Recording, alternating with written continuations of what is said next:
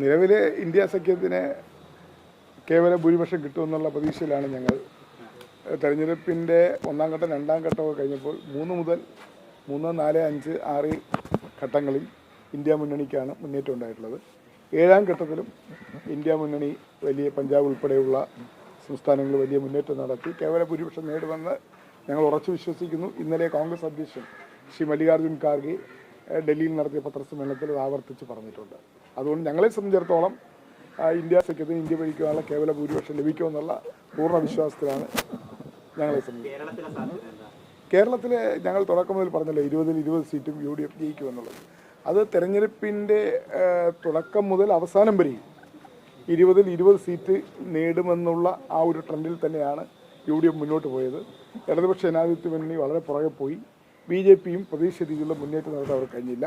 സംസ്ഥാന ഗവൺമെൻറ്റിനെതിരായ ഭരണവിരുദ്ധ വികാരം വളരെ ശക്തമായി തന്നെ ഈ തെരഞ്ഞെടുപ്പിൽ പ്രതിഫലിച്ചിട്ടുണ്ട്. അതുകൊണ്ട് ഓരോ സ്ഥാനാർത്ഥി ലഭിക്കുന്ന ഭൂരിപക്ഷം തന്നെ പ്രവചനാതീതമാണ് എന്നാണ് ഞങ്ങൾ വിലയിരുത്തുന്നത്.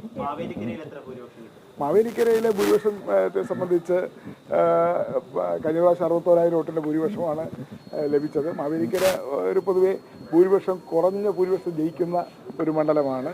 മറ്റുള്ള മണ്ഡലങ്ങളെപ്പോലെ വലിയ ഒഴുക്ക് ഉണ്ടാകുന്ന ഒരു മണ്ഡലമല്ല. എങ്കിലും മോശമല്ലാത്ത ഭൂരിപക്ഷത്തിൽ മാവേലിക്കര ലോക്സഭാ മണ്ഡലം 4ാം തവണയും UDF അവിടെ ജയിച്ചു. പ്രധാനമന്ത്രി നരേന്ദ്രമോദിയുടെ വിവേകാനന്ദ പാറയിൽ